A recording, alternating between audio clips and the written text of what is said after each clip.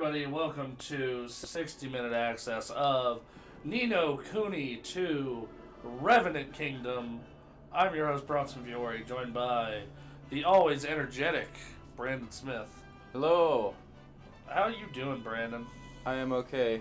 How about you? I'm doing well. So this is a sequel to the Studio Ghibli Namco crossover of Nino Kuni, Wrath of the White Witch. Is this one still Studio Ghibli? A little bit. A little bit. They kept the art, for sure. They kept the art style, but they didn't really keep the studio. They kept the developer. No. I don't think they actually got Studio Ghibli to do the cutscenes again, no. Yeah. That said, this is New World, or not New World, like, same world, way different era. Yeah. Basically, you play as a guy who is a president of the United States who's driving to a city that's about to get nuked. And then you get teleported to this little kid's kingdom, Ding Dong Dell. While his... That's not its real name. That is. No. No, I refuse to believe that. Well, you believe what you want to believe. Good. I'll exist in my own box. Yep. Anyway, you Roland, get transported to his kingdom, while it's being, like, fucking usurped by mouse people. Like, the mouse people murdered his father, Evan's father, and, like, seized the kingdom. Yeah, I got like 30% of that, but I didn't play the first one. At all. The stories don't link besides the setting. Huh. Alright.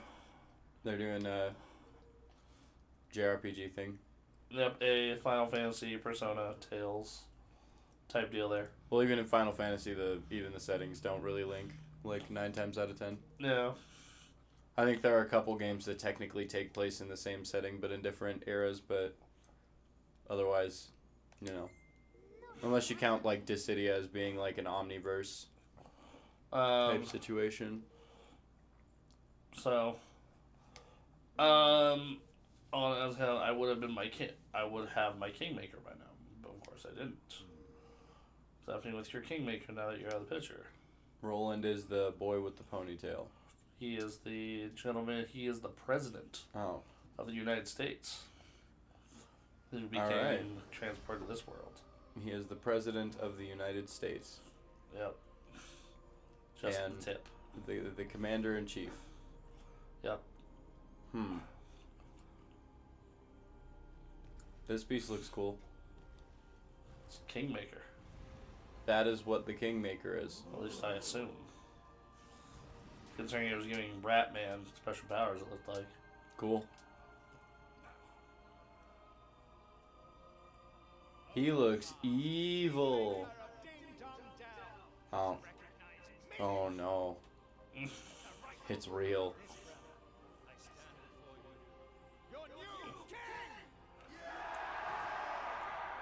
I don't know, they seem pretty psyched about the new king. Maybe he's not so bad. Yeah, all the mice people do. Yeah. It's like the hyenas with Scar in The Lion King. His name is Mousinger. Alright. We'll have to find a new Kingmaker for our new kingdom.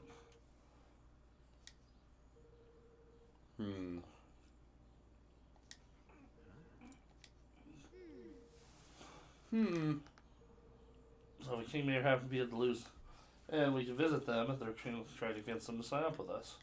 There's like no music in this part or anything? Yeah, just them talking. I mean, you did... Just text scrolling, yeah. Oh. Ah, we have Zelda noises. Alright, let's go do it. Alright, hopefully. Hopefully soon. I like his outfit. I don't know, I think it's cool. Okay. Oh. So I'm gonna... It looks pretty. I'm gonna save.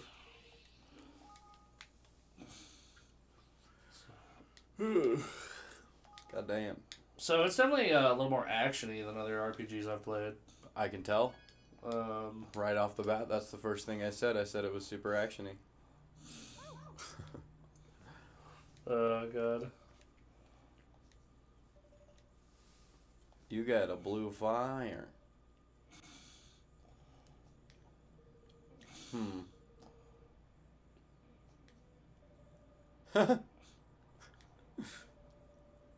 That's the funniest shit.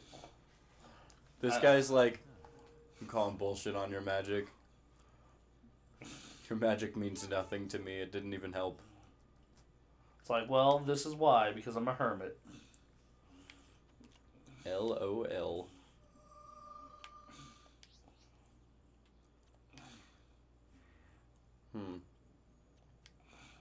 They have a fast travel. Ooh. Whoa. I don't see that in the world. Look at the little dancing load screen. Yeah, apparently later in the game you get those and like start controlling them. And they're like your army of dudes. Dudes. I literally woke up like an hour ago. So Your energy is so high right now, man. yeah, dude. I am It's so just infectious. every single time we record anything, it's always at like a different time in the week. I never have time to prepare for this. It's like I try and get a set times. But then, Our schedules are all weird. That's like nobody's fault, really. Yeah, like if it were up to me, fucking Thursday night every time. Yeah. Yeah. Elon Musk ain't having that though. Yeah, you work for I work for billionaire playboy Tony Stark. Yep, totally. He basically is, I mean, for real. Yeah. If anybody in the world was going to build a robot suit, it would be Elon Musk. Yeah, you do it just for kicks too. Yeah. You gonna go catch that Avengers this weekend? I already bought tickets. What day are you going? I'm going on Friday at 9 at night. Oh. At the IMAX. I am probably just going to go to a regular theater on Saturday. Okay. Yeah. I work Friday. It looks pretty alright though. I'll say that. It looks okay. I have definitely watched some early... What the fuck? How's that surprise attack? Okay, whatever. Venom looks like shit, still. Oh, God.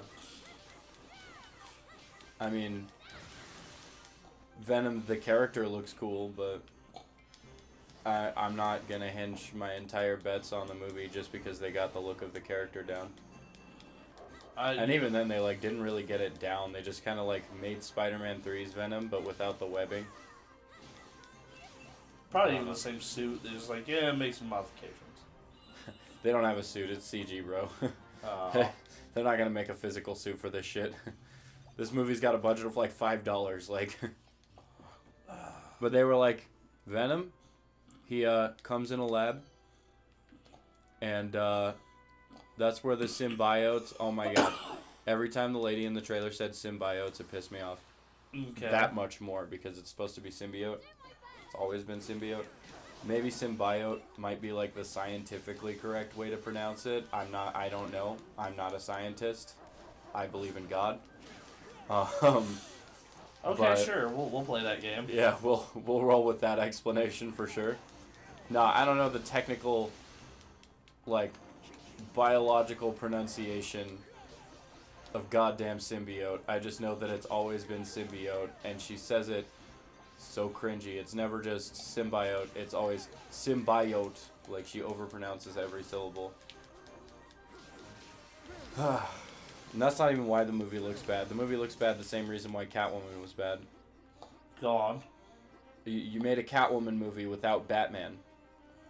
You completely removed any semblance of Gotham City or the world that Selena Kyle grew up in. And you created this character that bears very little resemblance to the actual Catwoman. And then you decided, maybe she has superpowers. Maybe she's not just a thief. Also, maybe she got her superpowers from cats, because you remember in the Tim Burton movie, Michelle Pfeiffer was resurrected from the dead by cats. And so she has cat superpowers now. The Halle Berry one, not the Michelle Pfeiffer one. That was just an art thing. That was just an art house thing. Yeah. I don't know. And then Venom, they're just like, I don't know. Venom comes from a lab, and Eddie Brock doesn't know of Peter Parker or anything about Spider-Man or anything. Spider-Man's not in this. As far as we know, he might show up, but that's still stupid. It's not part of the MCU. It's not part of the MCU, and beyond that, like, just fucking get Andrew Garfield back to do his fucking Spider-Man. I'd be down. That'd be kind of cool to see him cameo as Spider-Man. He won't, though. Why not? Sony burned Andrew Garfield hella bad, dude. Really? Yeah, they are not on super good terms. Why is that? Just everything that went down with Spider-Man, Amazing Spider-Man 2 was kind of, all the drama was like largely Sony's fault. What happened there? Explain. I don't know the full details on it. I just know that they didn't really make the movie that Andrew Garfield or the director or the writers wanted to make. There was a lot of pressure from the studio to push this extended universe thing. Yeah, that's what I heard. Andrew Garfield pushed back a lot on a lot of that shit, and some reports were coming out that he was fired from the role of Spider-Man. Okay. Which is fucking ridiculous, because even with the Amazing Spider-Man and the Amazing Spider-Man 2 being as critically divisive, we'll put it, as they were, Andrew Garfield and Emma Stone were the two elements of the films that like were universally praised, at least critically. You know, like, nobody hated... Critics didn't hate Andrew Garfield as Spider-Man. You know what I mean? Fans might have, but critics did not. I don't even think fans did, really. I think there are a few fans out there that are very vocal about their passionate hatred towards Andrew Garfield as Spider-Man, but for the most part, like, how are you going to argue that he was a bad Spider-Man? He was fine. He didn't do anything wrong. I found him to be pretty relatable, honestly. I mean, out of the three live-action Spider-Mans, he is my least favorite, but... Oh, I can't stand Tobey Maguire. Aww. As a nostalgia thing, I have to respect Tobey Maguire, and I've been thinking a lot about the Tobey Maguire Spider-Man movies. We should watch through all 6 Spider-Man movies. I would be down, honestly. But I can't stand Tobey Maguire's Spider-Man. I even like Tobey Maguire as an actor, but I can't get behind his Spider-Man. It's too bitchy. That's all Spider-Man does, though. Not in the comics. Not Andrew Garfield Spider-Man. I don't know. Not Tom Holland Spider-Man. Tom Holland Spider-Man bitches a lot. Oh, yeah, he does. He's a little child, though. That's different. Like, Tobey Maguire's got a job and is supposed to be, like, a productive member of society. He's supposed to be, like, 20. Like, he's, like, He 20. still cries a lot. He cries more than any 20-year-old I know, besides maybe Dimitri. I just... Oh, fuck. I just compared Dimitri to the Tobey Maguire Spider-Man. I feel like he'd get offended by that. Tweet at him after this. I will. I don't know, man. Most 20-year-olds are whiny little shits, so I could buy that from that one. Yeah, but it's not. He doesn't really. They never play up the wit that Spider-Man has in the suit, and then out of the suit, he's just quiet, anxious nerd. And even though Spider-Man is a nerd, he's never been like the quiet and anxious nerd in the comics. He's always had like that fucking rapid fire wit. That's where it comes from, you know. I don't know. I always saw him as like a quiet, anxious nerd in what I read, but yeah, I didn't like the Amazing series for the most part. I loved it. It wasn't Garfield's fault either. Like I didn't like him as Peter Parker, but I thought he was great as Spider-Man. One of my favorite scenes for him just as Peter Parker was in the first one when like Flash Thompson is like bullying. Great Flash, by the way. Fucking perfect Flash. When he was bullying that kid, and Peter was like fucking trying to get him to stop. He was like, Flash, stop. Flash, knock it off. "Stop it, Eugene!" And he like shouted it in front of everybody. Like Flash obviously doesn't want people calling him by his name. Mm-hmm. So then Flash gets hella pissed off. I don't know. That's a very Peter Parker moment. He's just like, "Stop, quit it." Okay, let me make fun of you to get you to stop then. I don't know. The Spider-Man like that I always thought of was like, did you ever watch the Spectacular Spider-Man? The cartoon? Yeah. No. Okay, that's kind of like because like that's kind of what I always associate with Spider-Man. It's just like when he's Peter Parker, he's like a very much bullied fucking. Well, yeah, he's bullied, but that's the thing. Like when you're Yeah. when you're a kid like that, when you're like the smallest, like, you know, most feeble kid in the class, you kind of end up developing that, like, at least from my experience and from the experience of others that I know that are like, you know, that have been in similar positions, you develop that like quick retaliation method because like I don't know, there's this like mindset of like don't let them win. Even if they throw a punch and they deck you in the face, like you still insulted them, like, you know. It's like I don't know, like when I was a kid I got told a lot stuff like by the way, be the bigger man, don't let them, you know, if you show that they got to you, then they've won already and shit like that. So by the way, we got a new companion oh, that helps us fight called a Higgly. oh, that's gross. I'll show you my Higgly. Oh God, stop. Anyway, back to Spider-Man. No, I mean I don't know. In all the comics I've read, Spider-Man's never been like, you know, he was never like bullied and into submission, and especially after he becomes Spider-Man, he's never been like, you know, now he knows he can beat anybody's ass. Like he just like doesn't let him get to him. I don't know. That's been my experience with Spider-Man. I like Tom Holland's Peter Parker enough. I thought Tom Holland did a great job all around. Like, yeah, I thought that kid did real well. He's a fine actor. He's a fine actor. I'm excited to see him in Infinity War. Fuck that. Nope. Go fight it. Pussy. No, I'm good, bro. Go up there and beat its ass, dude. Show it how much bigger your sword is.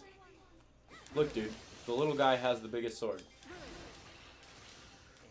I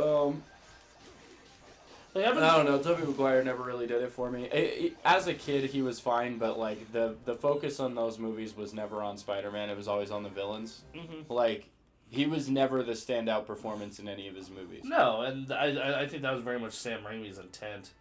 I think that's just how superhero movies were made back then. I don't think it was anybody's intent per se. I very much think that's Sam Raimi's intent. But I don't think so. I think because again, like it was the same with the Batman movies of those days, and the only superhero movies that were coming out that I guess the X-Men movies, but also no, even then, like Ian McKellen as Magneto was one of the like major selling points for those first two, you know what I mean? Right. But like the Batman movies, like the first Batman movie was very much a character study of Batman, and then everything after that was just like Michelle Pfeiffer and Danny DeVito as Penguin and Catwoman, which was great, and then Jim Carrey and Tommy Lee Jones as the Riddler and Two-Face, which was also like weird. Like they put the focus on putting big name stars in these villain roles, and you see a lot of that in the Sam Raimi Spider-Man movies as well. Except maybe like Thomas Hayden Church as Sandman, who is perfect casting, but also like not a big name. You know, not like compared to Alfred Molina or Willem Dafoe or James Franco. Weird to think that at one point James Franco was a big name. James Franco's like a bigger name now. What has he even in? The Disaster Artist was one of the biggest movies last year. Okay. Especially critically. He's in like tons of different movies, dude. He's like he does everything. James Franco's one of the biggest names out there right now, I would say. He just, when he did Spider-Man, he was a newcomer. Yeah. It's so weird to think that like they got like all those huge ass names for that. Yeah. A lot of them weren't like even big names back then though. I still don't know the actress who plays Aunt May off the top of my head in those movies, but neither do I. But you can name the other two Aunt Mays. So I think, like... No, I can only name the most recent one. Marissa Tomei and Sally Fields was the one in Amazing Spider-Man. Yeah. And she was great. She was fantastic. I mean, every Aunt May has been really good. They did a good job with those. Yeah. Emma Stone as the love interest was infinitely better, in my opinion, than Mary Jane. Fucking hated Mary Jane in the old movies. I didn't really like either. Like, I I thought love Emma Stone was better. And then, like, this new one doesn't really have one. Like, kind of does. It had one. It has had one, but it's, like, barely there. Like, well, she's not the focus of the story until the third act. And even then, like... Even then, it's just more of a... Yeah, it's more of a, like, plot. Like, to fill up, like, loose plot holes, I guess. I've been wanting to rewatch Homecoming recently. Yeah, I've been meaning to check it out again, like give it another shake, because I really didn't. I walked out of that thinking like, yeah, this is serviceable, but I didn't love it, and I wanted it to be my favorite MCU movie because Spider-Man's my favorite Marvel character. Yeah. So I kind of was like, oh, this is very like formulaic and standard. If you would have told me at the start of this whole like Marvel cinematic universe thing that my favorite one would be a Guardians of the fucking Galaxy film, which my response would be, wait, are you talking about the one with the fucking raccoon? Yeah. Like, in the Tree Man? Like, that one? And it's like, yeah, that one. And it would be the second one, like, wait, we got a fucking second one of those? Yeah. I just talked Ray into getting me food. You should tell him to bring us pizza. I did. That is exactly what I told him. I was like, pizza. Thank you, my boy. We should just turn... Let's know we should turn recording into Pizza Thursday. Pizza Thursday. I would be down, honestly. I feel like we would need face cam for that, though. We could make that a series. Oh. You know what? If I ever have my own series on TGA, it's going to be like face cam, eating pizza, and playing video games. I mean... Pizza and beer and video games with, like, random guests. I mean, that's not too far off from what kind of... It's kind of funny as a show like that. It's called Party Mode. I would literally... It's that, but they play co-op games. Yeah, I would do, like, co-op or versus. But or I'd sometimes have, like, they do versus, but yeah. I would just play... It wouldn't be, like, a long-running series or anything. Like, it wouldn't be, like, let's play fucking Ni no Kuni for the entire game. It would just be, like, let's sit down and play Dragon Ball FighterZ for half an hour and eat pizza and drink some drinks, some bevs, and have a good time. Just talk about whatever. Yeah, this literally sounds like Party Mode. Yeah. Yeah, almost. I guess it would be like that, but it would be like me plus a different guest every time. Yeah, for them it's just they're like 4 or 5 dudes they have. Yeah. Occasionally a Rooster Teeth person. Sometimes you like need that though. Sometimes you like need just like a chill situation. Yeah. Like I like watching Game Grumps because they do the long running series. But if I'm not feeling that, then I'll just go over to like the RT podcast or something like that and just listen to them talk about everything. Yeah, that's part of the reason why like I have the Bombcast and then I have like Game Grumps, like you said. Yeah. I will say this website does have a history of making pizza videos. As you know, we did a 60-minute access of the Pizza Hut app. The Pizza Hut app, yeah. And then a couple years later, Little Caesars made that bacon crust pizza. That was hella good. Where it was a deep dish pizza where the crust was bacon. And we're like, alright, we need to do this as a video. Little Caesars is like... It's like a pizza that you don't want to like, but I feel like everybody's like Stockholm syndromed into liking. Oh, you know, like it's hella cheap, and you get a pretty decent quality for what you get. You can spend the same amount on a large pizza at 7-Eleven. Yeah, but that pizza gets terrible. Yeah, that pizza's bad. Yeah, but you can spend $1 more at Domino's and get a better pizza. Yeah, but it's a smaller pizza. No, same size. Is it? Yeah, it's the Domino's medium is a Little Caesars. Well, they're one size. Yeah, so yeah. I don't think so. I think the Little Caesars is a little bigger. It might be. How big is the Little Caesars regular size pizza? It's technically just a large. It's a large pizza. They're pretty universal sizes. I think it's like 8 slices. Okay, then yeah, that's the same as Domino's. Yeah, but I think Domino's mediums are smaller. I think they are. We'll have to try this one time. Yeah, we will. You know, Now this is gonna bother me. 60-minute access of Domino's versus Little Caesars. Obviously, Domino's has the better quality. They definitely have a better quality pizza. Pizza Hut is my favorite of the... No, Round Table is my favorite of the chain pizzas. Oh, really? That's weird. They're my second least. Yeah. The bottom is Godfather's. Godfather's, that is cardboard and ketchup. Yeah. That is a pizza hate crime. Yeah, it's not super great. I like Round Table a lot. I like Pizza Hut a lot. Domino's I'll eat. It's like not bad. But Little Caesars I'll eat even more of because it's cheap and it's next to my house.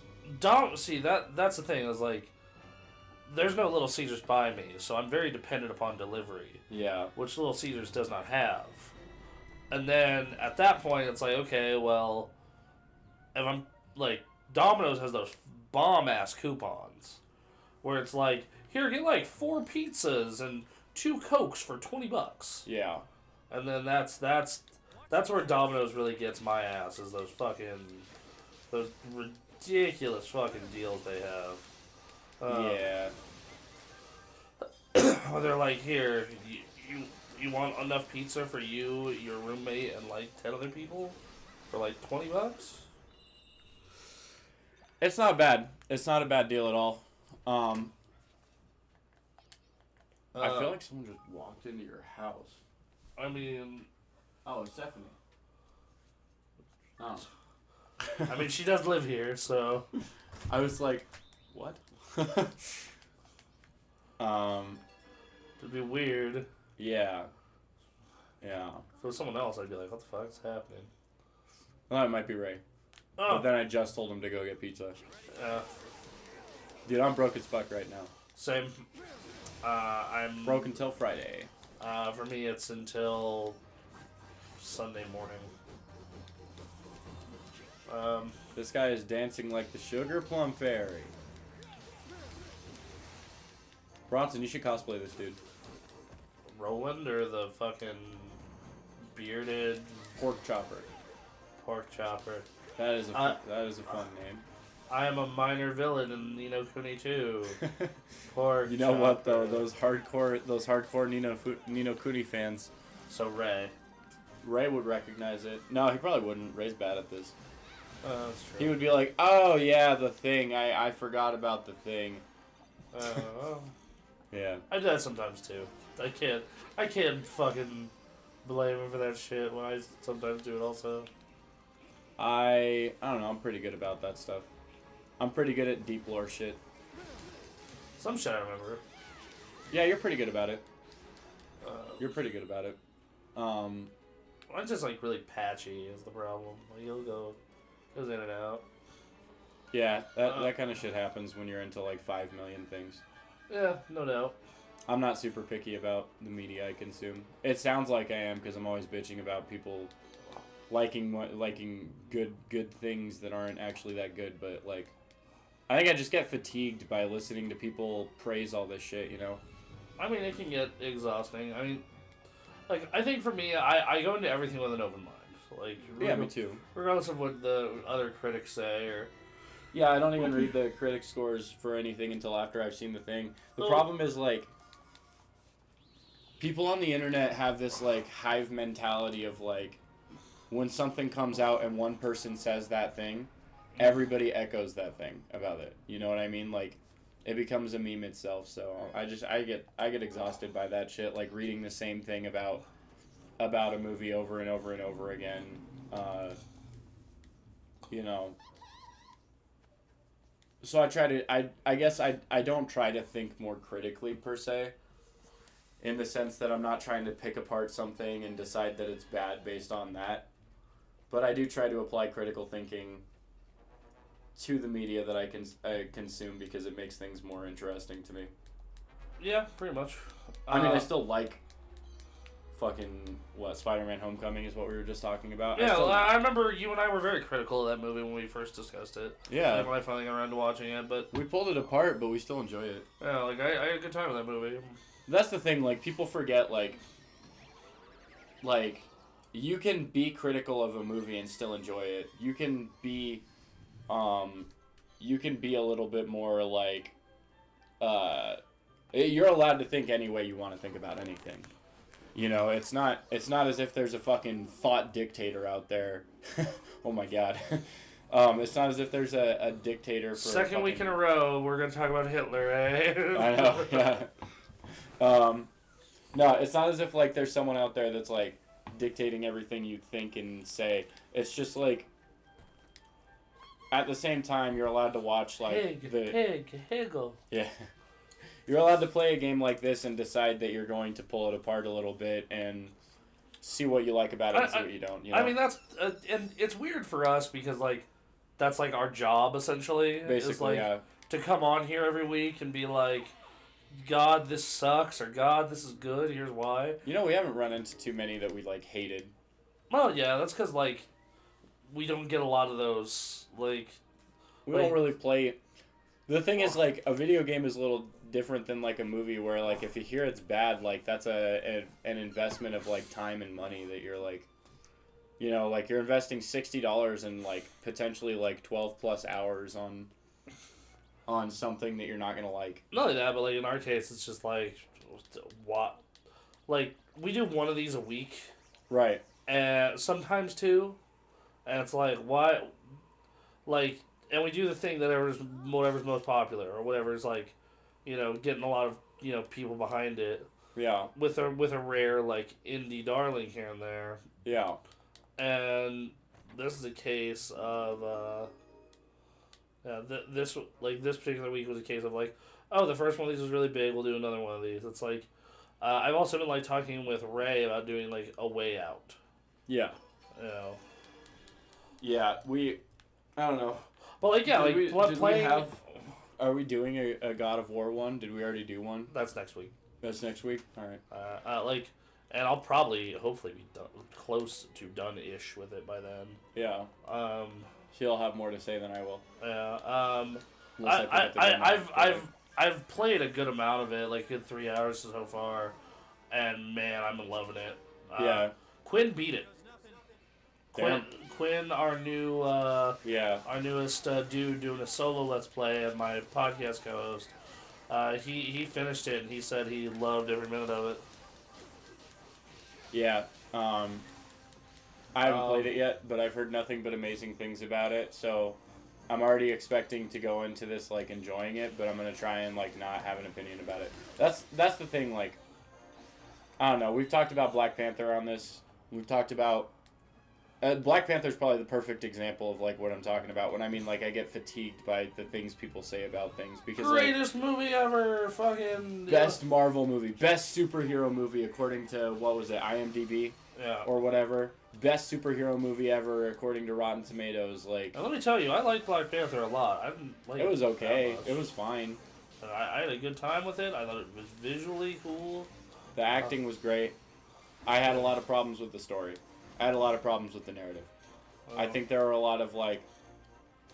I like Ryan Coogler as a director. I think he's fantastic. And I think he weaves a good yarn. You know what I'm saying? Mm-hmm. But I don't really thoroughly appreciate the lack of...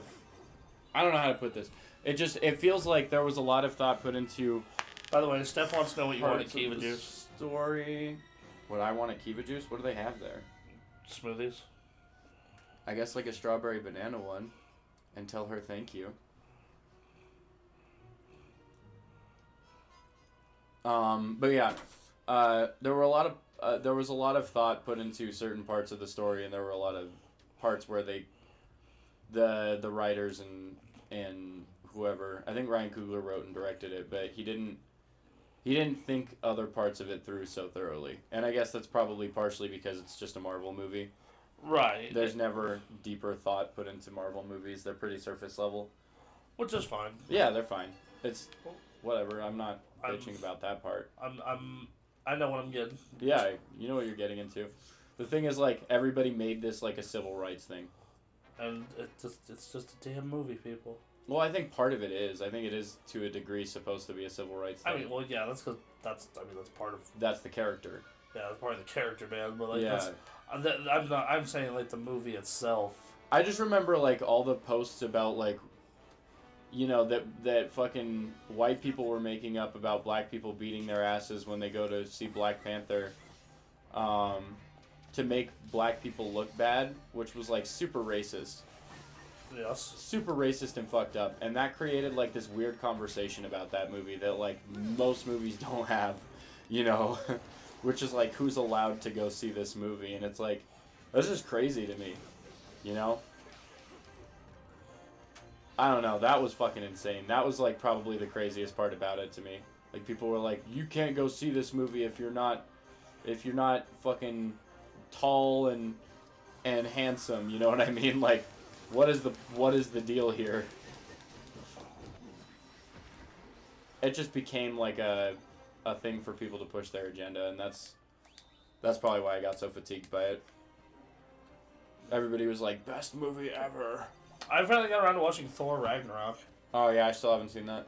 Really overrated. I was so bummed. Yeah, my mom said it was pretty bullshit too. My mom's like super casual about movies. She's like not a nerd at all. She likes Thor.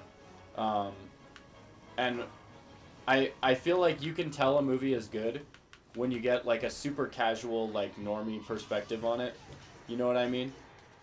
Because if a normie likes it, then it at least did the job of like selling to Bronson's falling asleep right now. Sorry, go on. No, I'm listening. No, I just feel like if you get a normie's perspective on it, it's a good way to determine whether or not it did its job, which was to like entertain and make you escape. And I think Black Panther succeeded in that. I don't think Thor did. Yeah. I remember like Steph and I were watching Thor. Did you Redbox it? I Amazon videoed it. Oh, is it on Amazon Prime or did you just rent it? Just rented it. Damn. It's like $4. Fuck. But we Amazon videoed it, and I was just like, all right, well, let's check out Thor here. I like Thor.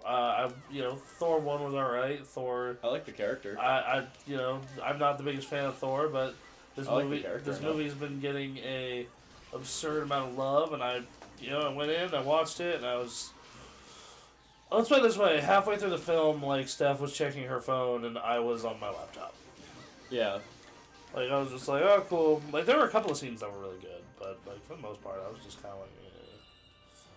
Well, it was not for me, for sure. In fact, out of, what are we in, Phase 3 of the MCU? Yeah, we're at the ass end of Phase 3. Which, that's Civil War, Doctor Strange, Guardians 2, Homecoming, Thor, and Black Panther, and Infinity War, and then whatever Avengers 4 is going to be. Out of that list, I'd probably have to say it's really split for me because I love Guardians 2 and I love Doctor Strange. Yeah. Like, those movies are fucking amazing. But then on the other side of that, I really fucking just do not enjoy Thor. I think Black Panther's good, but it's a little overrated. And I think that Spider-Man Homecoming, like, I enjoyed it, but it's also very low stakes, It's just very hit and miss for me. Very meh. Yeah. Civil War was great. I like Civil War a lot. I think I can say definitively that Spider-Man Homecoming is like the most meh of all the Spider-Man movies because I don't feel one way or another about it. Yeah, I mean, I agree with you because I don't like the Amazing series. I love those. And I really do love the original trilogy. I love the Amazing series. I think Spider-Man 3 gets a bum rap. I don't think that it needs to be as critically panned as it is just because they fucked up Venom. But at the same time... Well, it was just the studio just shoving shit onto Raimi and everyone. Yeah, Sony's been known for that. I don't think it's as bad as everybody says it is, but at the same time, it's not a movie I would like watch every day. Same, absolutely. It's not a movie I would even watch like once a year. Yeah. I'd watch it if it was on, Maybe like I'm having a marathon of Spider-Man movies. I'll check out Spider-Man 3 as well. Yeah, like who is this? I don't know, but she's cute. Look at that. She's like Princess Mononoke meets like I don't know, like a Tales of character. Well, it is made by the Tales people, so that makes She sense. has a Fred Flintstone cape.